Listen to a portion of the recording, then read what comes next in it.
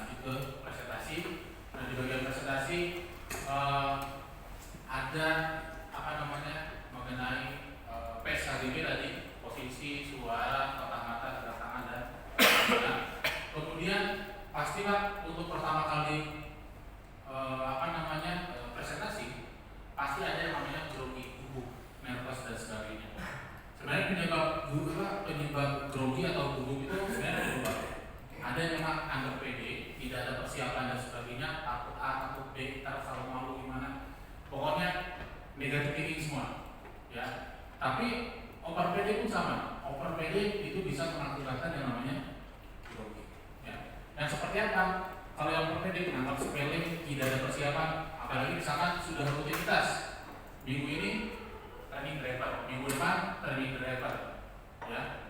Minggu besoknya training driver lagi sama. Artinya adalah materinya begitu aja, sehingga nggak ada persiapan. Menyepelekan, ujung-ujungnya apa? Datangnya telat. Ya, peserta udah ada di ruangan, kitanya baru datang, dan kebiasaan jeleknya apa? Misalkan datang ke sini, preparasinya baru di sini, ya, entah misalkan kebiasaan pakai dari rumah atributnya nggak lengkap, misalkan mengharuskan pakai jarak dan sebagainya, jaraknya disimpan di tas, ya. Kemudian menggunakan laptopnya disimpan di kantor, artinya ketika datang kita berasa kusuk dan sebagainya. Itu juga menjadi penyebab yang namanya grogi ketika over tanpa ada persiapan menyampaikan dan sebagainya, ya. Oke. Kemudian tipsnya bagaimana untuk mengurangi grogi? Ini tekstual saja, ya. Lakukan yang namanya persiapan, kemudian datang lebih awal, sapa audiens, kemudian kenali beberapa nama, ya, untuk sebagai tanda kutip kambing hitam, ya. Jadi sasaran terus, ya. Kalau nanya ke dia lagi, ya, nggak masalah. Yang penting kita nggak grogi, ya. Kemudian banyak tersenyum, kemudian fokus terhadap manfaat materi. Contoh kasus misalkan ada pertanyaan ketika hari pertama trainingnya 3 hari, Pak, bisa nggak selesai dalam 1 hari? Seperti itu. Kira-kira menemukan nggak momen seperti itu? Pasti pernah menemukan momen seperti itu. Artinya kita harus fokus pada manfaatnya, kita sampaikan dan sebagainya. Kemudian praktisnya, ketika misalkan kita sudah lakukan persiapan dan sebagainya, ya, kemudian pokoknya semua sudah prepare well, ya. Ada salah dua bagaimana cara mengurangi yang namanya grogi. Yang pertama, kita harus pegang sesuatu, ya. Grogi itu sebenarnya kan energi yang tidak tersalurkan, kelebihan energi yang memang tidak tersalurkan. Bisa energi negatif, bisa energi positif, ya. Ketika saya pegang pointer, kita genggam aja pointernya, itu salah satu cara untuk mengurangi grogi. Energinya disalurkan ke pointer. Kaki, biasanya kalau nervous itu kan tangan getar, kaki lututnya lemes, ya. Artinya apa? Silakan sambil jalan. Ini tujuannya untuk apa? Menyalurkan energi. Jadi tekan aja terus ke lantai. Ini salah satu cara untuk mengurangi yang namanya grogi, ya. Oke. Kemudian setelah kita bisa menguasai yang namanya situasi, ya, yang berikutnya penyampaian materinya.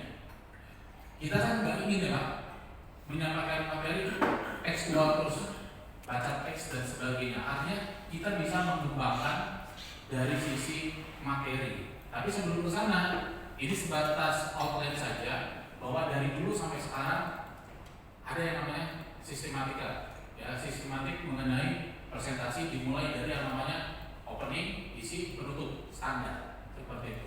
Tapi yang membedakan apa ketika pembuka? Kita bisa gunakan yang namanya greeting opening. Ya, greeting opening seperti apa? Apakah cuma assalamualaikum, salam dan sebagainya? Ada makin kesini makin berkembang. Ya, bagaimana cara kita melakukan yang namanya greeting opening.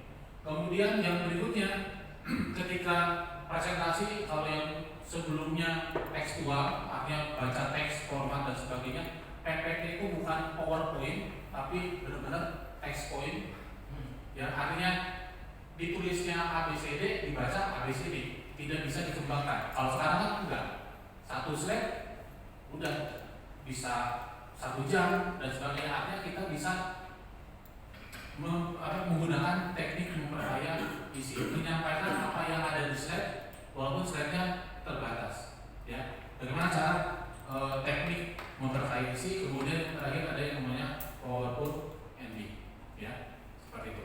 Nah kita coba yang pertama, ini sistematis saja pembukaan materi materi inti, isi dan penutup standar, ya normatif saja. Harus ada tahapan-tahapan seperti itu. Kemudian, nah kita masuk ke mengenai pembukaan, perkenalan dan sebagainya. Ada yang namanya greeting opening. Nah, greeting opening apa? Kalau dari bahasanya sendiri kan greet, cakep, ya, bagus, sempurna, hebat, terbaik. Ya, pembukaan yang wah, bisa berupa apa? Yang pertama, kita kenalkan diri dulu, ya, kemudian ceritakan pengalaman dan sebagainya, ya, introduction dan sebagainya. Kemudian kita bisa gunakan yang namanya attention grabber atau penarik perhatian. Penarik perhatian seperti apa? Supaya fokus audiensnya ke trainernya. Ya. Bagaimana caranya? Attention grabber macam-macam, mulai dari informasi kontras, pertanyaan, kata bijak, semua 3 fakta, lagu, padu dan sebagainya. Banyak hal. Nah sekarang kita coba contohkan misalkan yang terbaru, Bapak Ibu, ada yang namanya sosial. Apa itu sosial? Tulisannya SOCIAL. S itu story. Jadi ceritakan dulu pengalaman yang relevan dengan audiens. Kemudian O itu kita coba observasi, ya. Kemudian C itu kita coba koneksikan, ya. Koneksikan antara temuan dengan realitanya seperti apa. C kemudian I itu coba kita identifikasi, ya. Kita identifikasi. Kemudian A nya coba kita action bisa, ya. Saya lupa ingat. Artinya L nya listen. Listen itu berarti apa bahasa kasih yang tetap fokus ke apa yang akan disampaikan. Nah ini contohnya Bapak Ibu. Sosial, story, observasi, connection, insight, ini itu bukan investigasi, tapi agenda, kemudian listen. Contohnya gini.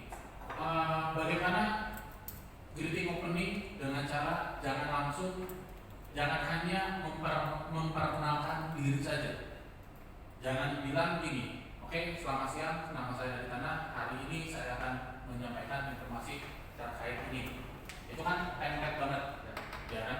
Tapi yang tidak template, yang attention grabber, bagaimana kita bisa contoh yang tadi ada attention grabber berupa pertanyaan. Bapak Ibu ada yang tahu kasus kemarin kecelakaan? Kita kan bertanya, kecelakaan yang di Ngawi Bu, misalkan seperti itu. Kebetulan audiensnya asal Ngawi semua. Kalau Tegal ya saya cerita ada yang tahu kecelakaan di Guci, seperti itu. Itu tujuannya apa? Attention grabber berupa pertanyaan. Nah supaya itu, kenapa sih itu bisa terjadi? Kecelakaan itu bisa terjadi. Kita sampaikan agenda saat ini, kita akan bahas, kita akan kupas supaya hal itu tidak terjadi.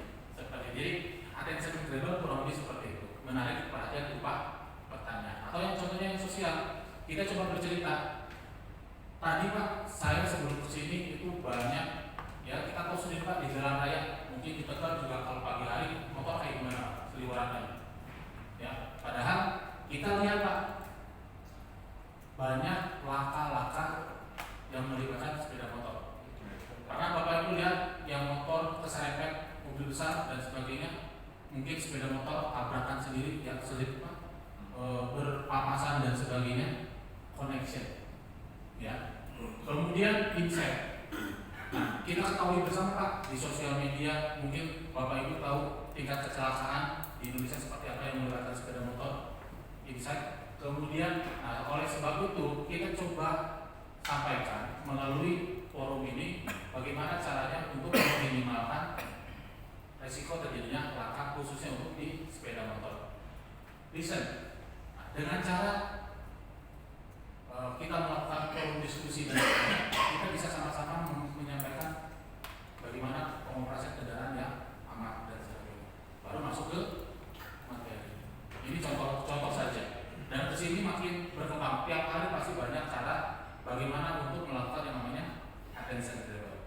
Tapi yang digarisbawahi jangan sampai hanya memperkenalkan diri, agenda langsung masuk ke materi. Ya, harus gunakan yang namanya greeting. Ya, ini contohnya. Ya, kalau ini contoh yang dari story-nya, kemudian ini terkait observasi, ya, kemudian ini terkait contoh di sini 2 hari yang lalu saya sempat berkunjung ke salah satu perusahaan transportasi informasi. Saat perjalanan saya menemukan banyak sekali sepeda motor. Story, ya, contoh dari story. Pokoknya apa? Observasi. Jadi kita lihat yang masih relevan dengan yang Bapak Ibu pernah lihat. Banyak motor yang satset, ya, nempel dengan kendaraan besar. Kemudian di samping itu kita koneksikan, ya. Kemudian kita lihat data dari kepolisian insight yang memang fakta, ya, dari tingkat kecelakaan dan sebagainya. Kemudian kita masuk ke yang agendanya. Oleh karena itu hari ini kita akan bahas bla bla bla bla. Kemudian ini listen tujuannya, harapannya dan sebagainya. Ya, ini contoh saja. Ya. Masing-masing individu itu bisa mengembangkan. Ya, banyak cara untuk mengembangkan atau untuk melakukan yang namanya attention driver. Nah, kemudian setelah pembukaan akan dihadapkan dengan hanya satu slide saja, satu isi saja.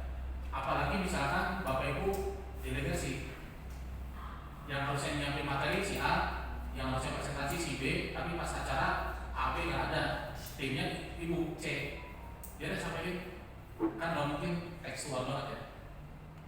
Baca gitu kan, nggak mungkin. Nah, terus bagaimana cara untuk terlihat profesional saat kita menyampaikan materi? Kita bisa menggunakan yang namanya teknik memperkaya isi. Nah, teknik memperkaya isi ya secara umum itu ada 3. Yang pertama kita bisa gunakan metode atau teknik yang namanya clock time. Apa clock time? Lampau, sekarang, masa depan.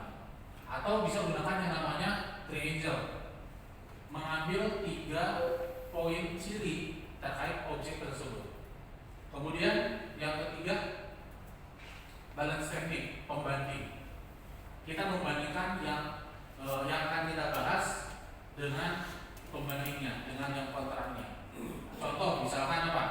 Atau mungkin sebelumnya apakah mengembangkan isi atau memperkaya isi boleh 3-tiganya enggak, boleh 2 enggak, boleh 1, boleh. Tidak harus berpatokan harus 1 saja, clock time enggak. Atau balance teknik, penyeimbang, pembanding enggak. Atau triangle hanya 3 saja. Kita bisa gabungkan. Contoh misalkan Bapak Ibu ini, kalau di PPK saya atau di materi saya sudah ada. Ya, contohnya, kita coba misalkan mengembangkan isi materi mengenai apa nih? Kasih ide, silakan. 1 kata. Roda ya. Oke. Materinya gambarnya roda. Kemudian bagaimana apa yang harus saya jelaskan soal roda? Bagaimana saya mengidentifikasi, bagaimana saya untuk menggali informasi apa yang harus saya sampaikan terkait roda. Kita coba kembangkan zaman dulu, zaman sekarang, zaman yang akan datang. Kita ketahui sendiri lah bahwa roda itu zaman dulu itu cuma 1 tipe saja. Hanya ban bias yang konstruksinya terbuat dari raba. Sekarang sudah apa namanya common ya. Ban itu tipenya radial. Dan next bisa jadi sudah tidak ada lagi yang namanya ban radial, ban kawat dan kita tidak tahu Mungkin Bapak Ibu tahu ban yang ada yang tidak ada ban dalamnya, yang berongkak itu masuk itu apa bannya? Belum ada yang tahu. Ya, atau bisa jadi ke depan tidak ada ban kendaraan terbang. Itu hanya menggunakan satu metode yang clock type. Ya, mengembangkan materi soal ban dengan cara apa? Artinya kita coba gali informasi 3 ciri-ciri, 3 hal yang berhubungan dengan ban. Misalkan, Bapak Ibu tahu Pak, jenis ban ada berapa macam? Jenis, kan? Itu kita bisa kembangkan. Kemudian dari ban itu kan sekarang sudah mulai bermunculan. Ada yang untuk di salju, hujan, ada ciri-cirinya lagi. Kemudian ukurannya dan sebagainya, tekanannya dan sebagainya. Artinya setidaknya kita bisa mengembangkan, mencari informasi dengan metode triangle. 3 hubungan yang berupa 3 hal yang berhubungan dengan objek yang akan kita presentasikan atau dibahas. Ya. Kemudian pembanding. Kira-kira apa yang bisa kita bandingkan terkait ban? Membandingkan antara ban bias dan ban terbuka. Seperti itu kira-kira. Nah, itu contoh hanya mengembangkan hanya satu metode. Nah, kalau yang gabungan bagaimana? Yang gabungan bisa. Pertama kita menggunakan yang namanya triangle. Apa aja? Misalkan kalau misalkan tidak bisa di otak, bagaimana nih Pak? Kalau di otak kan berarti kan bisa jadi jam terbangnya sudah kemana-mana. Tapi ini baru pertama kali. Ini salah satu cara yang bisa diterapkan. PPT-nya ada, Pak. Tapi kan biasanya suka disiapin paper, kertas. Kalau enggak langsung on the spot pakai whiteboard. Kita langsung aja Pak. Misalkan apa? Ban. Sambil nulis, ini kita sambil mikir. Contoh misalkan mengenai pembahasan mengenai ban, itu akan saya bahas mengenai bahan material, konstruksi, kemudian tipe atau penggunaan, misalkan seperti itu. Ya kan? Setelah ini, kemudian pembahasan mengenai bahan material. Saya ambil lagi 3 hal: kualitas, asal, proses.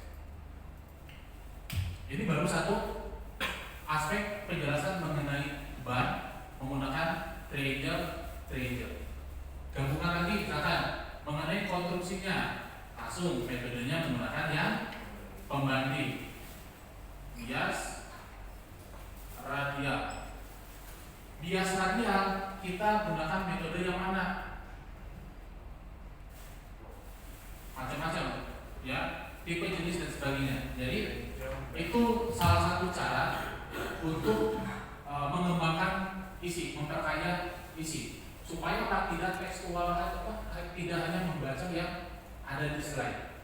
Ya, bisa kita kembangkan dan sebagainya. Oke, ini salah satu teknik yang bisa kita gunakan. Ada juga teknik yang ini Pak, Bapak Ibu, 5W 1H. Ini sudah ada aman, ya. 5W 1H, W-nya berarti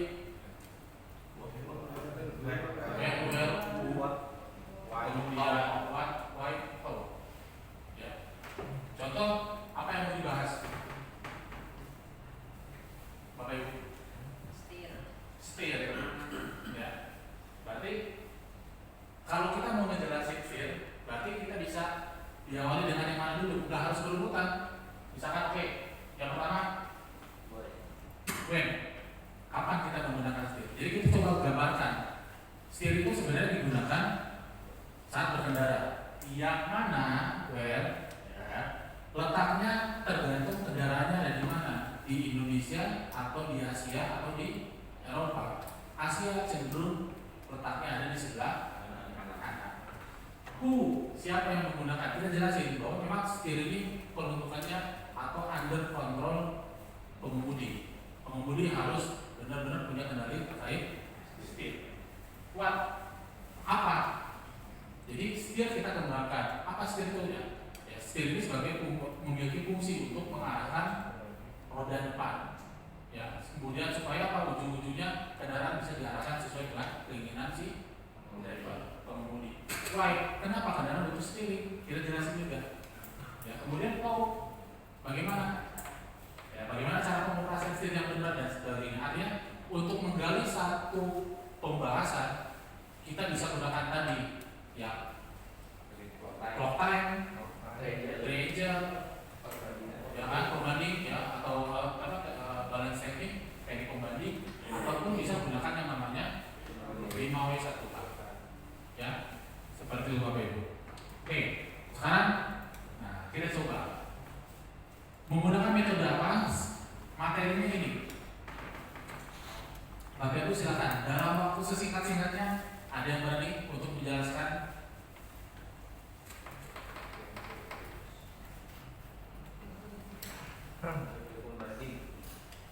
Apa yang mau dibagikan? Monggo silakan Pak.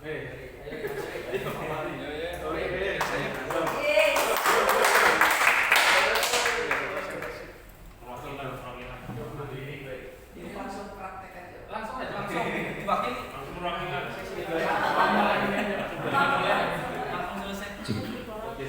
Baik Bapak Ibu, penyebab mobil boros bahan bakar minyak.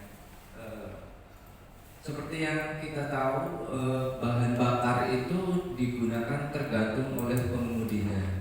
Jadi ketika kita menggunakan kendaraan, kita sudah tahu tekniknya, kita sudah tahu caranya, bagaimana economical driving itu bertujuan untuk menghemat bahan bakar.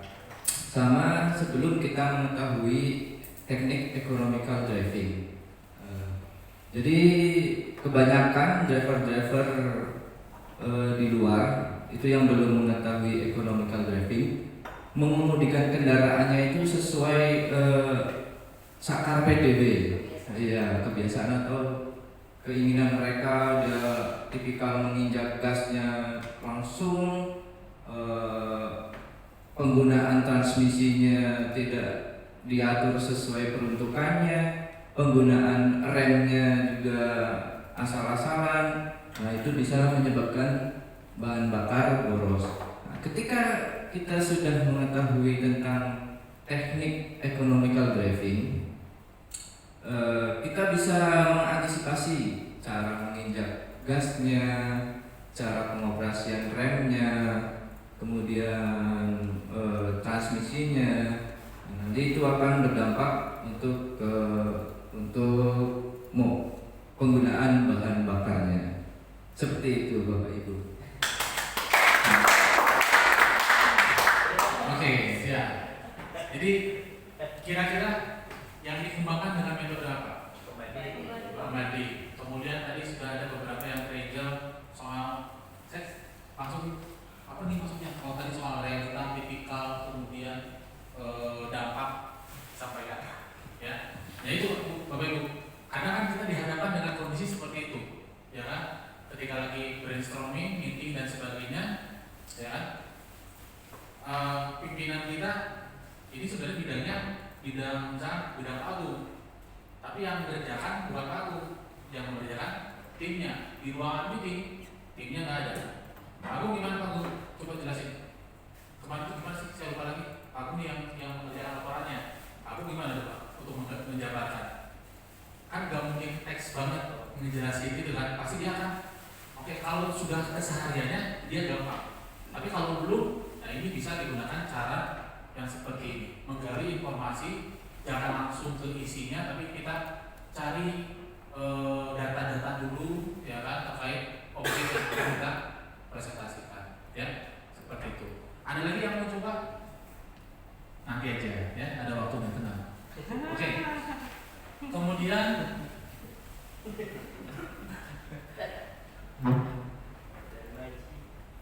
yang berikutnya, setelah kita bisa mengembangkan visi, jangan lupa bahwa sudah grid opening, artinya pembukaannya sudah bagus.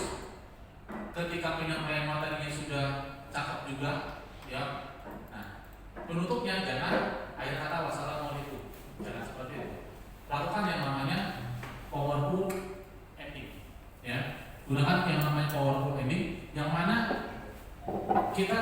ringkas dulu poin-poin apa saja yang sudah dijabarkan ya dengan jelas. Kemudian juga kita coba ambil kesimpulan, ambil kesepakatan yang sudah disampaikan oleh semua pihak. Misalkan gini, dalam satu kegiatan pasti kan ada yang bertanya dan sebagainya, pasti ada pro kontra ya. Ketika kita mau mengakhiri, kita sampaikan, kita apresiasi, kita ulang lagi. Terima kasih. Tadi sebelumnya sudah ada Pak Ilham yang bertanya mengenai bla bla bla bla dan sebagainya. Mungkin sekarang kita sudah sepakat ya Pak, bahwa idealnya memang harus bla bla bla bla bla. Oke, mungkin yang lain bisa menerapkan kalaupun ada kasus solusinya tadi yang sudah disampaikan oleh Pak Arisan. Kalau ada permasalahan di jalan, nah itu bisa jadi referensi yang sudah dilaksanakan oleh Pak Arisan. Artinya kita coba ambil kesepakatan bersama, kita coba simpulkan. Jangan hanya langsung untuk mengakhiri presentasi saya. Terima kasih banyak. Wassalamualaikum warahmatullahi wabarakatuh. Jangan seperti itu. Jadi kita coba simpulkan apa yang sudah dijabarkan dari awal sampai akhir. Kemudian juga kita akomodir, ambil kesepakatan apapun temuan ketika proses presentasi berlangsung. Termasuk apa? Pertanyaan yang tidak terjawab. Dari pimpinan kita bertanya, datanya nggak valid. Termasuk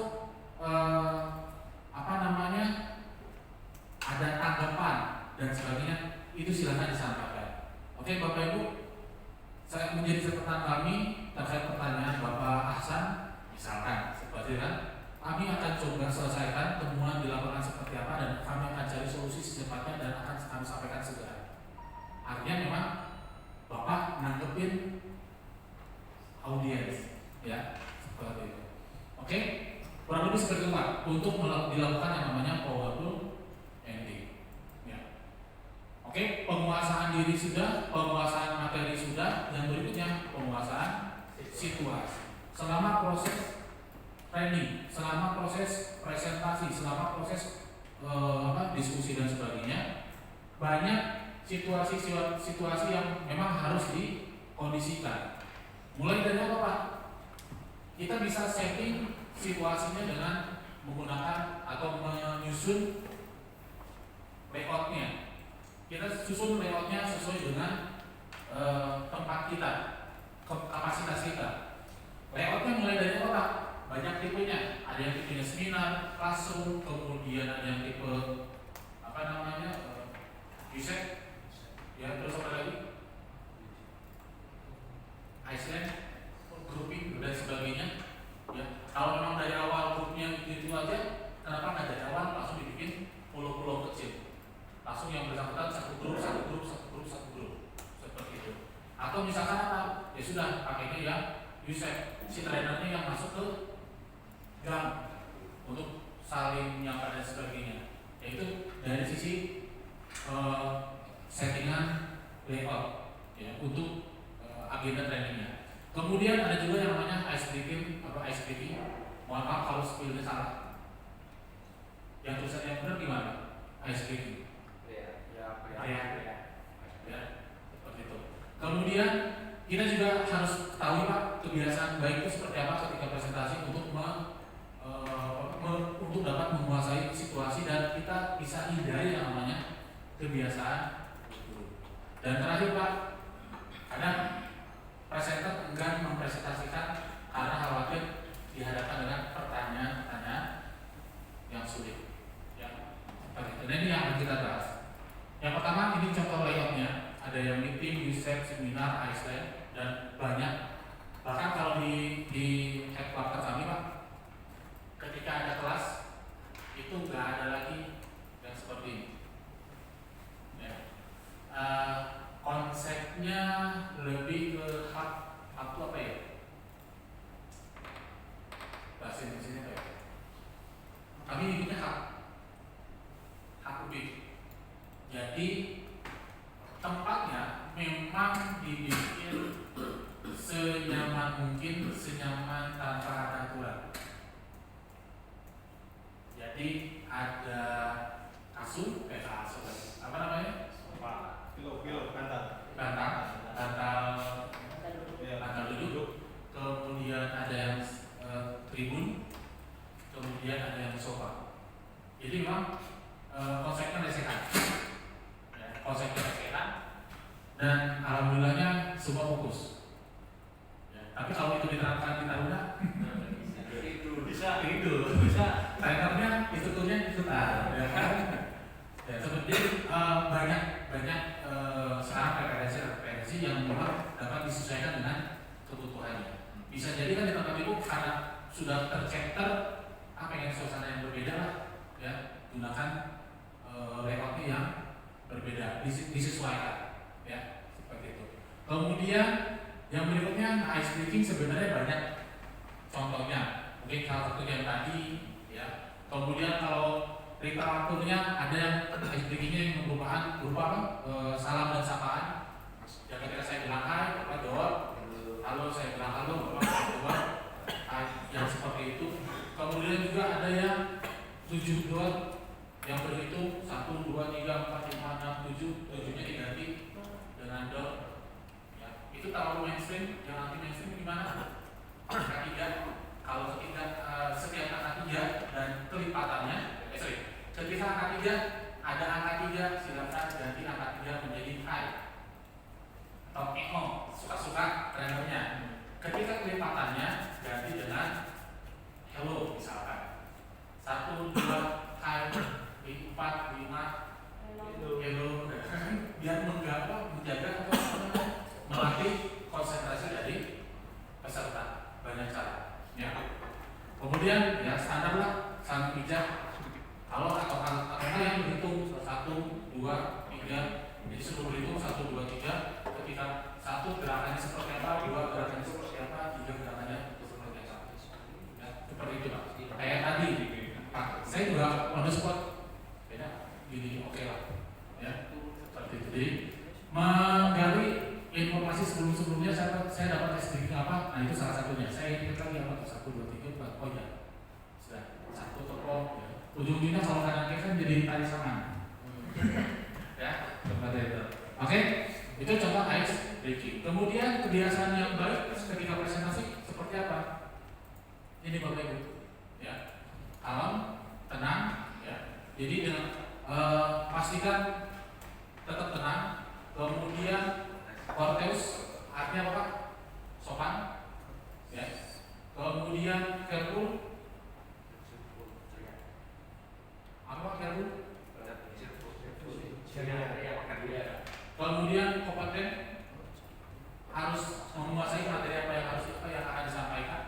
Kreatif, harus punya inisiatif, harus tahu mengambil tindakan ketika memang di luar rundownnya, di luar acaranya. Contoh, saatnya praktek hari ini hujan. Apa yang harus dilakukan? Ya, masih sesi teori tapi waktunya pepek. Apa yang harus dilakukan? Di kreatif, harus kreatif.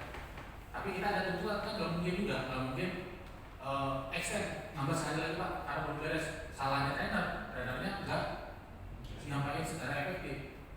Nah seperti itu Pak. Jadi ini kebiasaan yang baik. Kalau fokus, careful, kompeten dan kreatif. Nah kebiasaan buruknya seperti apa? Jadi contoh-contohnya, ya, mobil, main hidung, tangan masuk ke celana dan sebagainya, itu kebiasaan buruk. Ya.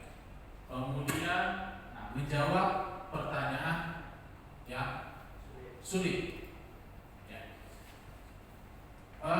Pasti sering lah atau pernah dihadapkan dengan pertanyaan-pertanyaan sulit. Ketika dihadapkan dengan pertanyaan-pertanyaan sulit, ini yang harus disiapkan. Ya. Yang pertama kita harus kuasai yang namanya materi pasti. Apa yang kita sampaikan pasti harus dikuasai. Pahami pertanyaan. Nah kadang frekuensinya nggak sesuai. Ya. Bagaimana untuk menyamakan frekuensi? Bagaimana menyamakan pertanyaan? Karena ada tipikal pertanyaan, ada tipikal penanya yang dia tidak to the point. Ada nggak yang seperti itu Bapak Ibu? Dia cerita dulu, Pak. Kebetulan jadi dia contoh ya.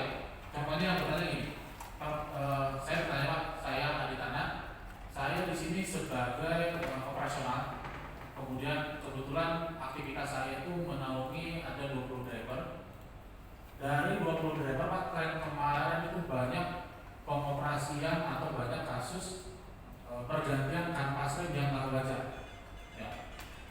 Kemarin saya tanya tuh dealer, ya, harga kanvas semuanya tinggi Pak, dan ini menjadi KPI saya supaya pemakaian kanvas tidak terlalu tinggi, artinya sesuai dengan schedule yang sudah saya tetapkan. Saya nyampaikan ke mekanik bahwa panjang kali baru, padahal intinya ujung-ujungnya pemakaiannya berapa lama sih Pak idealnya atau waktunya, misalkan seperti itu. Si trainer kan nggak mungkin terus-terusan ngedengerin. Dia ketika dia ngomong soal rem, pasti trainer akan berspekulasi potensi apa yang akan ditanyakan. Oh rem, pasti nanya soal ini. Oh ternyata enggak. Oh pasti nanya soal ini. Benar nggak? Ya. Oh ini, oh beda lagi. Artinya ketika pertanyaannya selesai, bagaimana caranya kita untuk memahami pertanyaan? Kita bisa gunakan yang namanya metode track. Terima kasih dulu. Ya. Kemudian repeat, kita ulangi. Jadi pertanyaan Pak Agung mengenai berapa lama idealnya pemakaian kanvas rem, betul Pak? Betul. Artinya benar. Sinkron, lalu jawab, ya seperti itu. Jangan langsung, oh iya Pak, ya. Oke, jadi ini Pak jawabannya, solusinya. Padahal yang ditanya bisa jadi beda, ya bukan itu. Seperti itu Pak. Oke, kemudian jangan enggan menjelaskan, ya. Nah, pertanyaan gitu doang ditanya dalam hati, ya. Itu aja ditanya, jangan seperti itu. Jadi jangan juga beranggapan bahwa lagi ngetes dan sebagainya. Kemudian tetap tenang, positif thinking, tawarkan jawaban dari audiens. Tawarkan jawaban dari audiens. Tawarkan, bukan tanyakan. Tawarkan, bukan tanyakan. Bedanya apa? Kita kasih opsi lain. Kita kasih opsi. Oke, kasih opsi. Contohnya, narasinya seperti apa? Boleh ada yang mau bertanya dulu? Ada pertanyaan Pak sekarang? Pak siapa? Oh Pak Johan, apa yang bertanya Pak sekarang? Karena tadi Pak Johan udah angkat tangan terus misalkan ya. Apa Pak? Satu tanpa satu. Contoh misalkan pertanyaannya apa sembarangnya Pak? Satu Pak, nanya apa? Tanya jawab ulang-ulang. Apa solusi makan ikan? Kapan MBG berhenti? Nah itu ya. Kenapa yang bagian yang mimpin ke para TNI gitu misalnya? Oke, terima kasih Pak Johan. Jadi pertanyaannya mengenai MIG Pak. Kenapa MIG? Pimpinnya kok yang pemimpinnya Yang malah pimpinnya mereka malah TNI. purnawirawan TNI gitu. Oke, jadi kenapa MIG yang memimpinnya malah purnawirawan TNI? Kenapa di bagian Ahli gizi. ahli gizi dan sebagainya? Oke Pak, terima kasih pertanyaannya. Ya, oke. Mungkin saya tidak langsung jawab ya Pak. Tidak langsung jawab, tapi dari teman-teman ada pendapat lain juga Pak? Alasan atau spekulasi pertimbangan kenapa pimpinan tertinggi kita menunjuk purnawirawan. Mungkin Bu Desi punya tanggapan terlebih dahulu. Bagi-bagi jatah, Lebih tegas. Oke, mungkin ada pendapat lain. bagi-bagi jatah. Oke, mungkin sudah ter-SOP susunan dan sebagainya. Oke Pak, mungkin dari Pak Sihan, jadi tempat banyak tetap. Oke, jadi gini Pak, ini masih asumsi, tapi bisa jadi asumsi kami mendekati benar. Ya. Jadi kenapa pimpinan MPG bla itu dipimpin oleh purnawirawan? Karena dari sisi ketegasan, SOP-nya, jadi kita menggabungkan merangkum dari. Tapi kalau misalkan ada yang tahu Pak jawabannya? Tunanya kan Bertanya jawaban, bukan tawarkan jawaban. Ada yang tahu Pak jawabannya Pak? Jadi ternyata Pak juga. Kenapa purnawirawan yang dituju? Oh tanya saya. Seperti itu. Jadi beda antara kita menawarkan pertanyaan dengan menawarkan jawaban dan menawarkan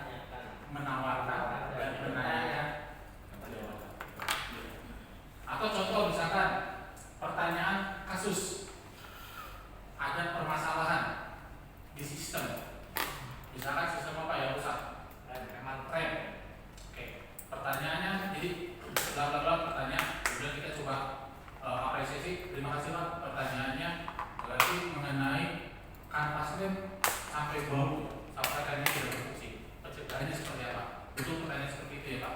Oke. Jadi memang banyak kasus Pak terjadi kecelakaan dan sebagainya. Kita kasih interpretasi dulu Pak. Itu jawabannya belum tahu. Banyak kasus Pak seperti yang ditanyakan oleh Pak Agung tadi. Mungkin ada yang punya pengalaman yang sama di perusahaannya atau di lingkungan kerjanya mengalami hal yang sama. Kerusakan sistem proyek. Oke Pak Ilham. Ternyata di Pak Ilham cukup di lulus aja kata spion remnya normal kembali. Terima kasih Pak Ilham. Ada juga yang punya pengalaman lain, ya. Oh ternyata disiram air kembang. Oke berarti begini satu. Kita simpulkan, ya. Jadi seolah-olah, nah itu cara kita untuk ada di depannya lupa. Sudah ingat, tapi butuh stimulus. Contoh yang kemarin, nutris saya. Oke Pak, bantu apa yang dibahas? Ada contoh, oke transmisi. Ya, artinya jangan sampai kita nge-freeze. Kalau kita nge-freeze, getar langsung groginya begini. Ketika kita nge-freeze, mending kita ungkapkan apa yang ada di kepala kita, diungkapkan aja. Ini salah satu cara untuk yang grogi. Nah, untuk menjawab pertanyaan yang sulit tadi, kita bisa tawarkan. Kemudian kita rangkum semua jawaban dari rekan-rekan dari audiens. Tapi yang sekiranya melipir nggak masuk dengan pemahaman kita, jangan dimasukkan, ya seperti itu. Oke, nah ini Pak. Jadi ini semacam guidance saja. Ketika ada yang bertanya, pastikan Pak kita lakukan yang namanya thanks, apresiasi penanya, kemudian repeat, ulangi tujuannya untuk menyamakan frekuensi pertanyaannya biar sesuai. Kemudian answer, jawab. Kalau nggak bisa jawab, tawarkan jawaban dari audiens. Ya, jangan menanyakan jawaban. Cek kembali apakah sudah sesuai jawabannya. Kalau masih bertolak belakang, sampai benar-benar clear. Kemudian terakhir contoh lagi seperti itu, ya. Oke. Kemudian satu lagi Bapak Ibu, kalau kita dibatasi dengan waktu, ada kan ada forum yang kan kita seorang trainer kan harus sudah bikin plan, rundown acara kegiatan. Materi ini akan disampaikan berapa lama. Kita sudah mengalokasikan waktu untuk sesi Q&A-nya, tanya jawab dan sebagainya. Ketika ada yang bertanya, berapa banyak yang boleh tanya? Kalau waktunya terbatas. Contoh, kan nggak mungkin kita bilang tidak ada tanya jawab. Ada cara cukup nanya, ya.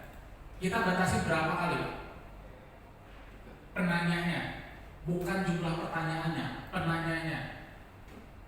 Kan ada sesi tanya jawab, ada yang tidak ada sesi tanya jawab. Contoh, saya trainer lagi jelasin, terus ada yang angkat tangan. Contohlah misalkan Pak Isan angkat tangan. Oke. Tanggapi nggak? Tanggapi. Jawab. Saya jelasin lagi. Pak Isan angkat tangan lagi. Di materi yang sama. Apa yang harus dilakukan oleh trainer? Stop. Untuk pertanyaan yang sama dengan orang yang sama, itu batasi hanya satu kali. Bagaimana cara membatasinya? Fokus pada tujuan. Oke Pak, nanti Pak di akhir untuk sesi tanya jawab kita selesaikan di materi. Karena kalau diladeni 2, ladenin lagi 3, ladenin lagi, yang lain sudahlah berdua aja trainingnya. Benar? Apalagi forum yang banyak ya, di forum yang banyak ya sudah kita batasi untuk satu orang yang boleh menanya 1 kali. Seperti itu. Tapi kalau dalam satu forum tidak ada yang bertanya, bagaimana caranya Pak? Nah, kita mengkonfirmasi, kita tanya kembali. tapi nanyanya pilihannya ya tidak. Ya, jawabannya ya tidak. Saya berpoin nih berdiri. Ya, jadi kita bertanya, tapi setidaknya jawabannya hanya ya tidak.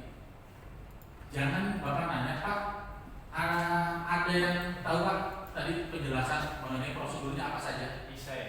Esai, ya kan? Ini uji apa gimana, ya kan? Tapi kita sampaikan apa berupa pernyataan ya atau tidak. Jadi prosedur yang tepat itu apakah menggunakan exit brake, exhaust brake dan service brake Pak, atau hanya menggunakan service brake? Jadi ada pilihan A, B, ya, tidak. Biar pesertanya nggak capek mikir lah, kita bisa tawarkan seperti itu, ya. Oke, jadi kurang lebih seperti itu. Ada pertanyaan, silakan, atau ada diskusi? Kami buka. Tidak ada. Tidak ada. Udah slide-nya. Udah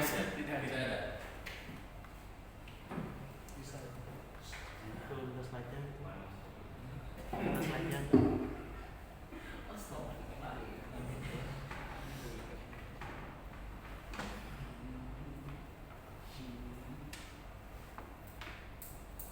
Oke, kalau tidak ada, nah ini kita ada exercise pemanasan. Ngapain pemanasannya Pak? Berhubung laptopnya sudah standby semua, jadi kita coba utilisasi laptop. Jadi Bapak Ibu bisa membuat satu materi, temanya safety driving, ya, temanya safety driving, maksimal hanya 4 slide. Kemudian nanti setelah selesai slide-nya, estimasi mungkin di jam 1 setelah kita presentasi.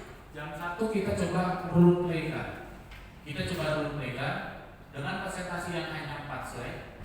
Ya, mungkin kan pertama opening, 2 isi atau 1 isi, 3 slide-nya Q&A dan terakhir terima kasih.